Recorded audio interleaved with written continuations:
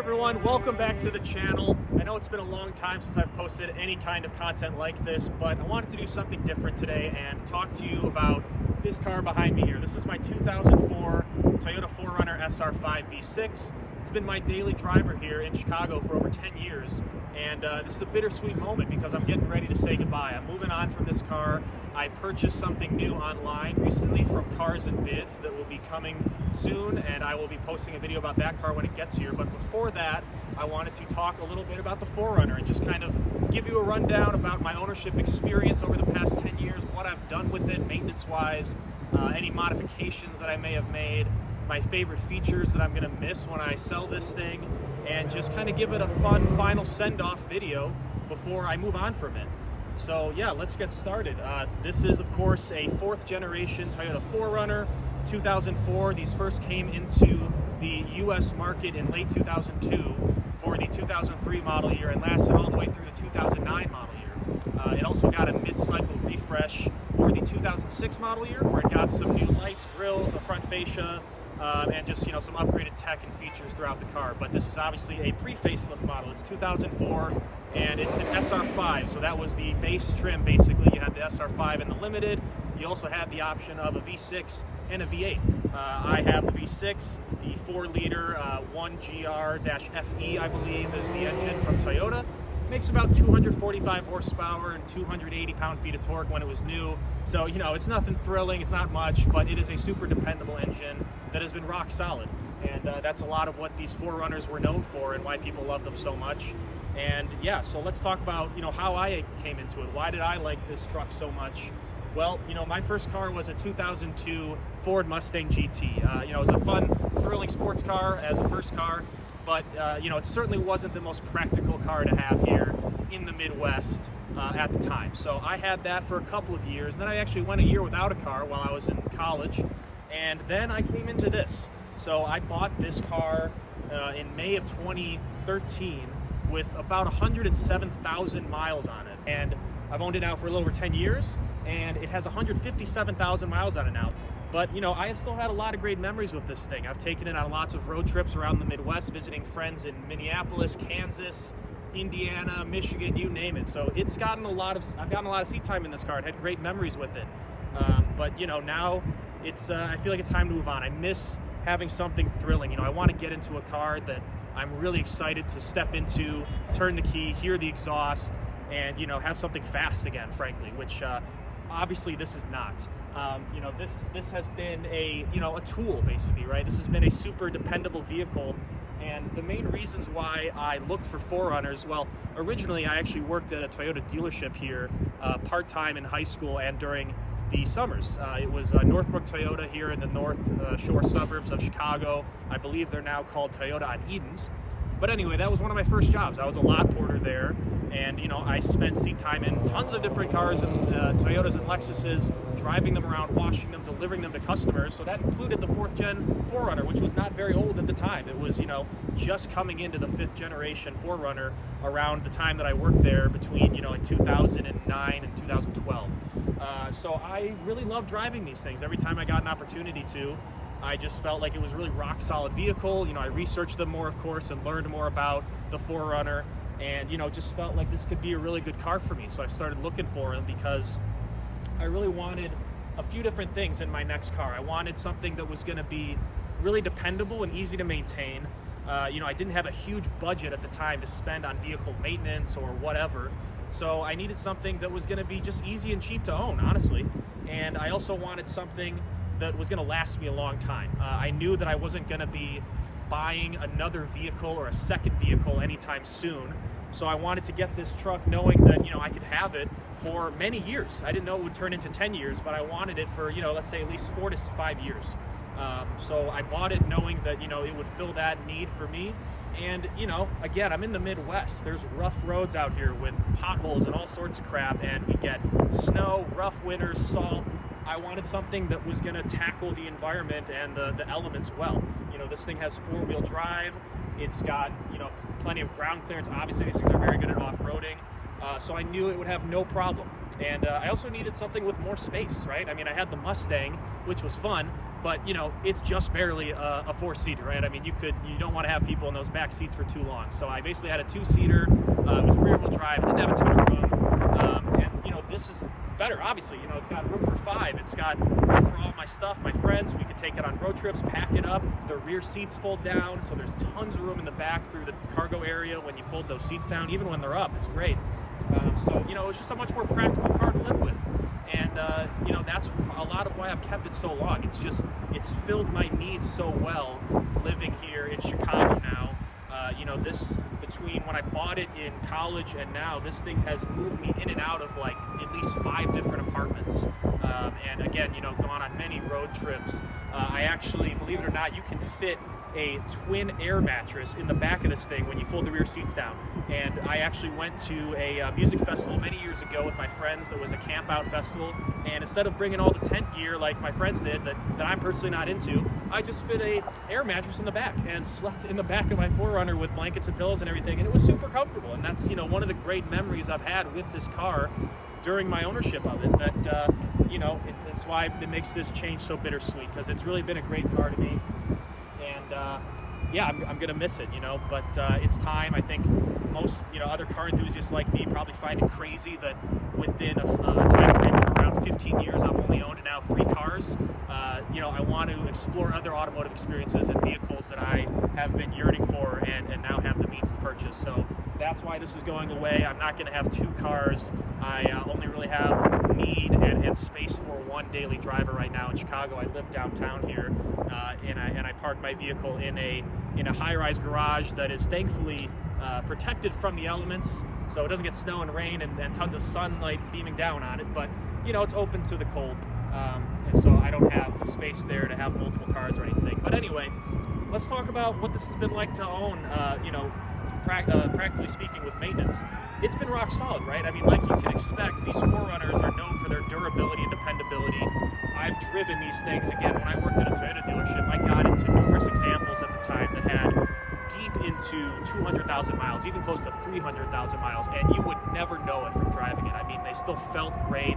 Of course, they drive like a truck, right? I mean, that's what it is. It's a body-on-frame vehicle with, you know, a truck engine and a truck driving experience.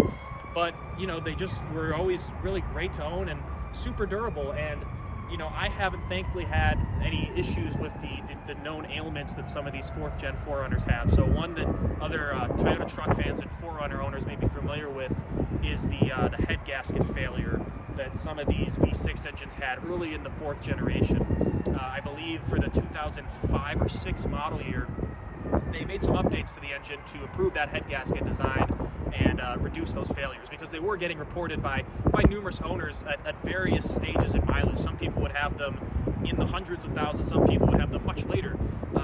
So I was always worried about it, but thankfully it never happened. And there's no signs of it getting to that point either. There are no weird smells or noises that you might hear from coolant leaking in through the head gasket to the cylinders, or, you know, sometimes you might get like white smoke coming out of the exhaust from burnt coolant. That never happened. Which is great, because that's a super obnoxious and expensive repair if it does happen, and I don't know what I would do if it did. But that never occurred. The one thing that did happen that these things are known for experiencing are the brake caliper piston seizing. That happened to me in the front. It's, you know, basically the one or multiple pistons might seize in its engaged position, causing uneven wear of the brake pads and rotors. But that happened in the front of this vehicle pretty early on in my ownership. About it, like 2 to 3 years into owning this car, the front calipers were seizing, so I had those replaced. And ever since, there's been no issue. And also the rears have been fine. Those are the original calipers as far as I'm aware, and they've never seized or anything. So those are the only major things that have occurred. But, you know, I've owned this car for over 10 years, and it's, I believe if I remember the Carfax correctly, I'm the 4th owner, and it's spent its whole life here in the Midwest. It was originally sold new in Kentucky, spent some time in Indiana, and now I bought it here 10 years ago from an owner in Illinois. So, you know, it's had a life in the salt and the snow, which has certainly not been kind to the underbody, unfortunately. If you look under there, there's quite a bit of rust. The frame is still good, but you know, the splash shields and all sorts of stuff, and suspension components, the differential casing and other things have quite a bit of rust on them, and you know, that has been a challenge. I've tried to stay ahead of it as best as I could, which involved some, you know, pretty substantial repairs at times. I did numerous suspension components. I did the wheel bearings. I did the transmission lines. Those rusted out.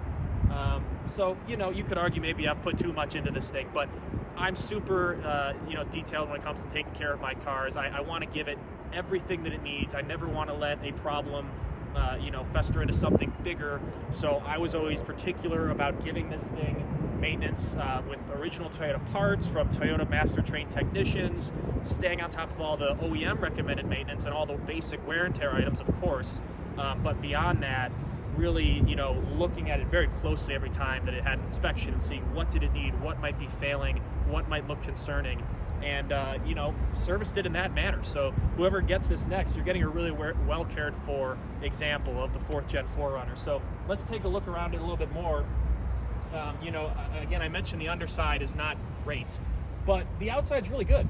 You know, I've kept the paint in really good condition. It obviously has a few scuffs here and there, and you know, before I lived where I do now in a garage, I did have to street park this thing for a couple of years, so you know, it was susceptible to people with, you know, careless parallel parking practices and what have you, but nothing bad ever happened. It never got impacted or anything sketchy on the street, but you know, it was out and open to the elements, of course, where the paint might start fading, and you know, from rain and stuff, it could just take its toll over the years. But the outside's good. There's really no signs of any critical rust anywhere.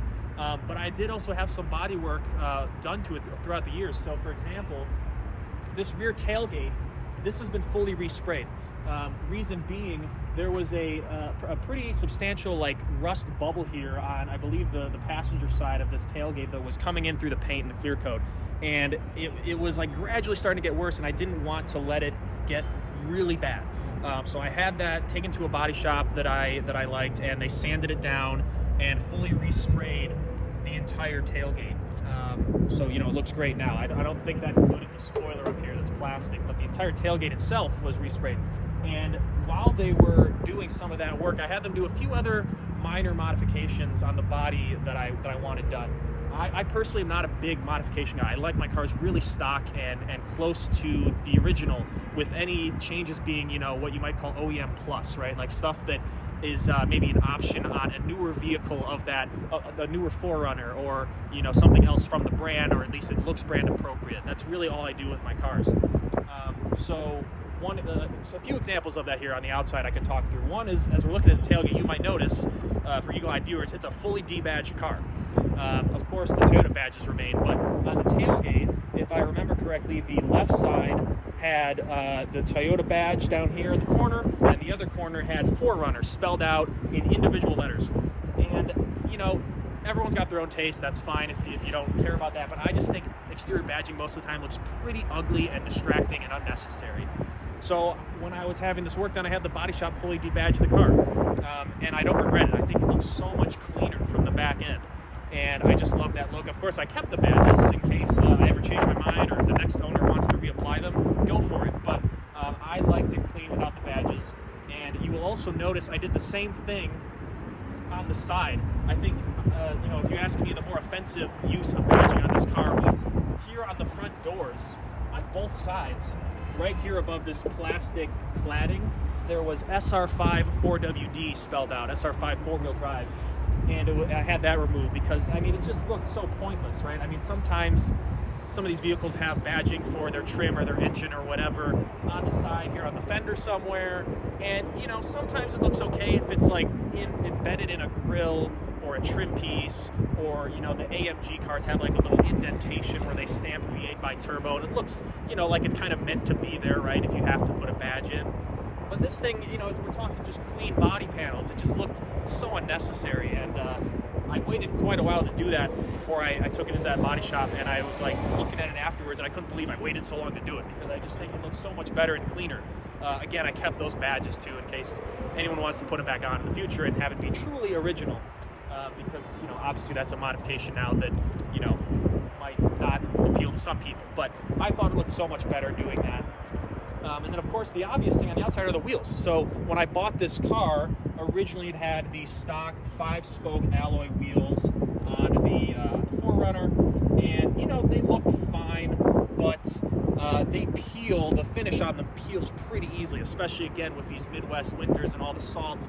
They just looked like crap when I bought the car, frankly, and I kind of rolled with it for a while just because I was like, whatever. I didn't want to spend the money on new wheels at the time. But when it came time to get new tires, which are on it now, I decided to go with these TRD Sport wheels from Toyota, which you'll recognize from the modern line of TRD Pro trucks that they use on the 4Runner and Tacoma and other vehicles as well. You can get them in black like these. You can also get them in bronze, which I think looks pretty cool. But, I kind of just went for the full blacked out look. That's not usually my thing, but I thought it worked here. So I got those wheels new and had them put on with the new tires at the time. And they look great. I mean, I love these wheels. They still are in fantastic shape. I get compliments on them all the time. I also got matching black lug nuts to ensure that, again, everything looked fully consistent with the exterior look. So you can see those there. And yeah, it's been looking great, So I took really good care of the thing on the outside, and that's really the extent of what I did. Oh, actually, I am forgetting a couple things. So here, again, when I did some body work, you might, again, if you're familiar with these 4Runners, you might be familiar that the SR5 trim, maybe some other ones, they would have sometimes like contrasting colors in the exterior trim.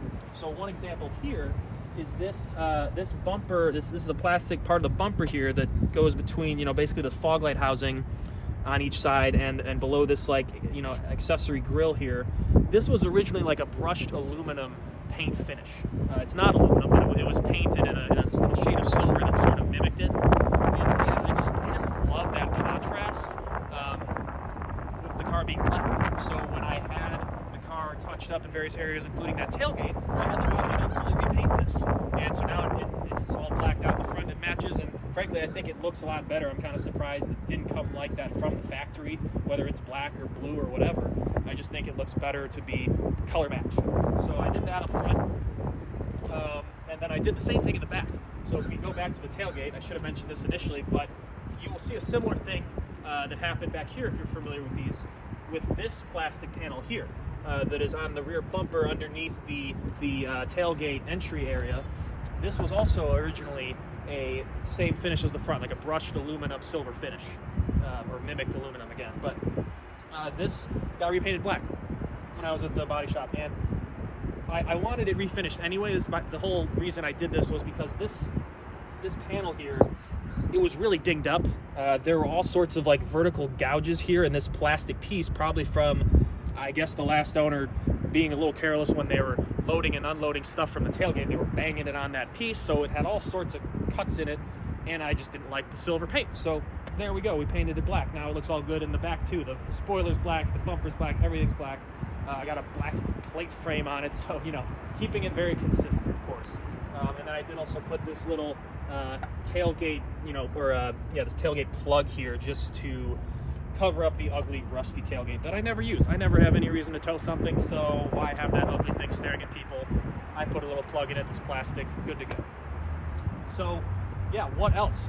Interior-wise, it looks good. Not as good as the outside, but there are, it's got the gray carpet and leather interior, and modifications not much either. I mean, I got the car with the original Toyota floor mats in it, the carpet mats that also looked like crap, and I didn't really feel the need to replace them, so I junked them and immediately got those gray matching WeatherTech laser cut floor liners in the front and the second row, which are great. I mean, if you're familiar with WeatherTech products, living in any kind of winter climate, they're great to have. They protect your carpet and everything, and they look good. So I got those. Another thing you might have noticed that I didn't do, but was on it when I bought the car, is the 4Runners, this generation of them, they had heated seats as an option where they would have little rocker switches in the center console. Mine doesn't have that, but someone did fix aftermarket heated seats to the front row, which you can see there's a little rocker switch here to control them. They're 2-level seat heaters in the front row. So, hey, that's nice. I live in a cold area, right? So those were on it. They're not OEM, but they work good. So, I'll take it, right? What else did I do? If you go in a little bit and look at the center console, you'll see it doesn't have the original radio. That is, again, one of those practical updates I did to give the car a Apple CarPlay head unit from Pioneer that I had installed. Of course, it's got a Bluetooth mic, so you know, it basically just lets me live with the car with modern technology, right? I can use CarPlay, I can do Bluetooth hands-free, which was not an option on this car for quite some time when this was new. So, you know, I wanted that. I made a foolish mistake in that I didn't keep the original radio when I had that installed. So, unfortunately, for originality, that part is long gone. Of course, you could get one very easily, but it's not going to be the one that came with this car. I didn't keep it for whatever reason. I don't know. I should have. But, you know, the CarPlay head unit's great, and it's been a nice practical upgrade inside the car. But that's it. Everything else is original. I did have some upholstery work done over the years, too. When I first bought the car, there were some rips in the top area of this gray vinyl door panel here. I had that fully fixed, as well as the driver's seat originally had some rips here in the left side bolster of the driver's seat that looked pretty bad. Of course, I would be the only one seeing them as I get in the car, but I wanted that fixed. So I had the entire front seat reupholstered in gray vinyl to match the rest of the car, and it basically does, right? So, and that also included new padding. So the seat got a little bit more comfortable, which was good, because like I said, I took this thing on lots of road trips. So I wanted to get that fixed. But now, you know, I'm done with it. I haven't really made any major changes lately, but everything works great. I mean, faults, I don't know. I mentioned the rust. That's its biggest fault. Otherwise, it's perfect. You know, everything's been great, and you know, all the features work.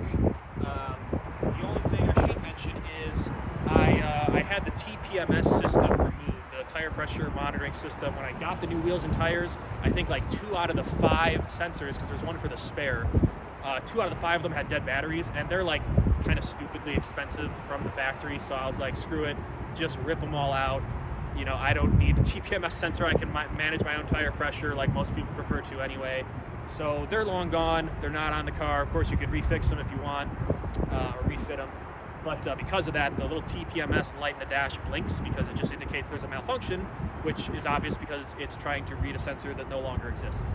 So, you know, the tires are fine. I've actually never even had as much of a nail. I've never had any issues with these tires. I've never had to use the spare. So, yeah, it's all good. Let's talk about some of my favorite features. So, 4Runner fans in general, no surprise, the rear rolling power window is like the best feature in the auto industry, period, for SUVs. But the 4Runner has it. It's one of the last cars on sale today that still has it alongside the Sequoia, another Toyota truck. But man, it's just so great, right? I mean, you can roll it down to easily toss stuff into the rear cargo area without having to open the whole tailgate. That's the practical benefit. And you can do it with the key too, right? So on the key fob, you have this third button. You can just hold that, and boom, the rear tailgate, or the rear window, automatically rolls down, and you can just get stuff in and out. Super convenient.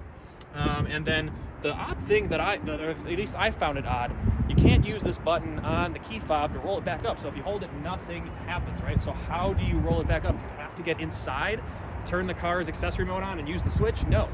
You can stick the ignition key into the rear tailgate, you hold it to the right, which obviously locks the car, but then it also rolls up the rear window. It took me a while to realize that when I first got this car. And then someone told me I could do that, so very cool. The tailgate itself also is, I think the car obviously just locked, but if you open up the tailgate, it's not power, obviously. That's a newer feature from these compared to this 2004 car. But the one thing I do like is, at least very surprising to me, it has a soft close tailgate. Not soft close doors like a modern luxury car, but a soft close tailgate in 2004. I found that kind of surprising, right? Like, why would you really need it? I think maybe they did it because they knew that people might be opening and closing this tailgate with their rear window in a down or partially down position, which if you slam it you could risk maybe damaging the glass, right?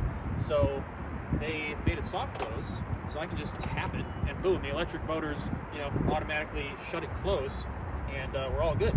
But I thought that was always very nice, because you don't have to slam the tailgate, right? Back here in the cargo area, again, things look pretty good. I do have the original cargo mat from Toyota, which is nice. I never really had to haul you know, weird, dirty, crazy, messy thing, so I didn't feel the need to get the WeatherTech cargo liner back here. I just kept the original carpet one from Toyota. Yeah, and you know, it's been good. And then of course, like I said, I'm not gonna do it now, but you can fold down the rear seats. It's I guess like a 30-70 split. They fold flat, and you can get long items in here, which I've done plenty of times. I've had to take you know, TVs and other big items around with me, and it's been super convenient to have that feature. The other thing that I like that I don't really hear too many 4Runner owners talking about, on the lower trims, I'm not exactly sure if this is an option or if it was just default for some of the SR5s, but in the rear, I guess, D-pillars, there's these sections here that have mirrors, like, you know, I forget what you call these types of mirrors, but they have these, like, you know, parking garage mirrors embedded into them. And I think on the limited models that had the upgraded sound system, there would frequently be speakers here, like extra tweeters in this area to give more sound to the rear passengers, I guess. My car's not a limited, so it doesn't have that. If you know more about that option package, let me know in the comments. I'm not exactly sure, but I've driven many 4Runners with both options, or both configurations. But I really like this, because these mirrors, you might be wondering, like, what the hell are these for? Why are they there? They're there because, you know, this was long before backup cameras, or at least long before they were standardized in all US market vehicles.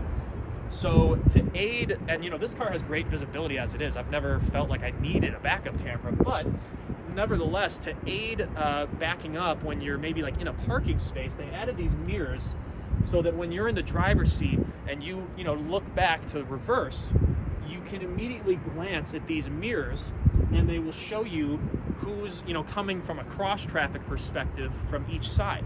So if you're backing out of a perpendicular spot and you want to see, is anyone coming from the passenger side of your car, you can glance at this mirror here and it'll show you who's over there. It's really cool. I actually find myself using them a lot over the years. I mean, I park, whether it's in the city or the suburbs, many different parking lots that are kind of cramped and crowded and lots of big SUVs blocking views and whatnot. I find it pretty helpful, you know, because otherwise you got to be a little more cautious when you're backing up and keep looking side to side. So these were nice to have, and you know, the sound system as it is great. I didn't feel like, wow, I wish I would have had those extra speakers. I'm good with the mirrors. So very cool feature there that I like.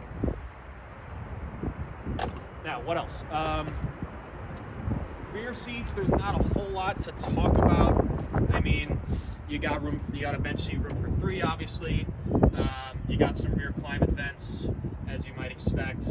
And you have a center fold-down armrest with a couple of cup holders and a little tray that's nice. But, you know, again, long before the days of connectivity, so there's no USB ports or anything back here. There's not even a cigarette-style outlet. So you don't get a whole lot. And actually, I always found it a bit surprising that the rear seats for a vehicle of this size, I mean, this is fine because the passenger seat is in a pretty, you know, standard position, but that driver's seat is positioned where it is when I drive, and there's not a ton of legroom. I mean, you know, this is fine. I'm also not super tall, but for taller people, you know, I've heard it's a little cramped back here because this opening isn't huge. The door line cuts in, and sometimes people's knees are banging up against the rear seat. So, you know, I mean, it's fine, obviously. It's still very comfortable, but it's not as much room as you might expect, at least when you look at this car from the outside. One nice thing with this car is there is no shortage of places to put beverages. There are, of course, a pair of 2 cup holders up front like you expect, but then each rear door has 2 little cutouts for bottles on each door. Again, there's a pair of cup holders here. If you push that out, you'll see 2 cup holders there for the rear passengers. And then even in the front doors, there are, I believe, one cutout here, sort of tucked in behind the door pocket for a water bottle in each door. So yeah, you can take your friends and have all sorts of water bottles and stuff waiting for you, ready to go.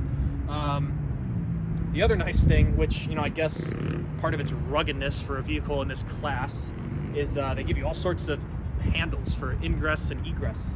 So, you know, you can see in the front row here, of course, you got running boards, but then you also got this little handle here that you can use to get in and out of. You got the standard handle up here where people might put other stuff, but you got this extra one here on the A pillar.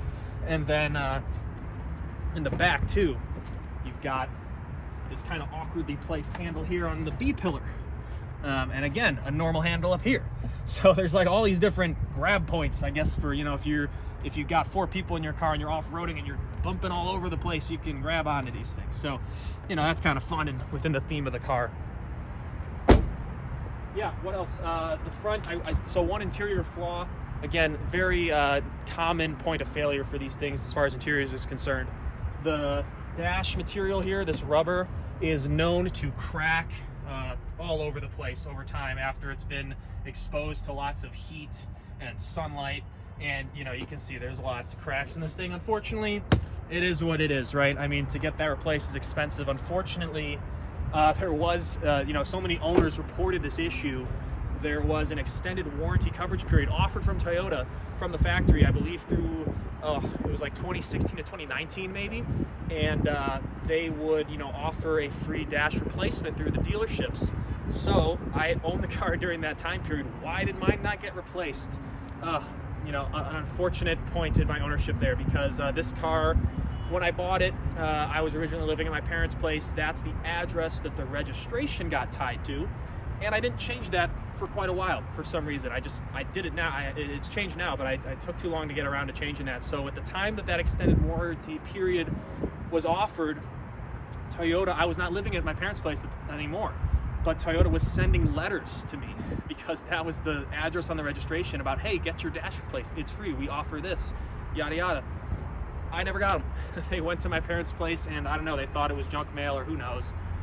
Mistakes happen, I don't know. I never got those letters, and I even reached out to Toyota and said, hey, you know, I heard about this. Why did I not get contacted? This dash looks like crap. I'd love to get it replaced. And they showed me the mail logs of what they sent to that address when they sent it. And I just had a facepalm moment where I'm like, well, you know, I guess I missed out. Unfortunate. Toyota wouldn't budge on their decision. They wouldn't cover me since the warranty period had been long expired. So I'm living with that cracked dash. It's ugly and unfortunate, but you know, what can you do, right? A lot of these cars have it, and some owners even buy, there's a plastic dash cover thing that's offered on the aftermarket that looks pretty good. Like the fitment seems pretty solid, but I don't know, it looks a little bulky, and it gets kind of sketchy because you have to cover the passenger airbag, and there's this panel that's supposed to pop off, but I always just figured I don't want to mess with that. I'll let it be, and you know, it's cracked, so whatever. But yeah, that's the 4Runner. Like I said, it's been a great car, and I'm sad to see it go, but I'm excited for my next vehicle that's coming in that I will show you guys soon. And you know, whoever's getting this truck is getting a great example of the 4th gen. A lot of these things, you know, especially the 3rd gen that came before, but even now the 4th gen, you know, these things are coming up on 20 years old when they first started this generation. So a lot of these look very rough and rusted in the Midwest, and it's hard to find clean ones, at least I've noticed. The 5th gens are everywhere. Many clean examples of those, but 4th gens, I don't see them, I don't see clean examples too much, and I would always get compliments from the mechanics and Toyota dealers that I brought this to about, wow, you know, we've never seen one so clean. Great job keeping this kind of care for it and everything. So yeah, what more can I say? It's been great, and you know, I'm gonna be sad to see it go, but on to the next car. And thank you for watching. Look out for the next video about my new car when that comes in, and we'll see you next time. Thanks.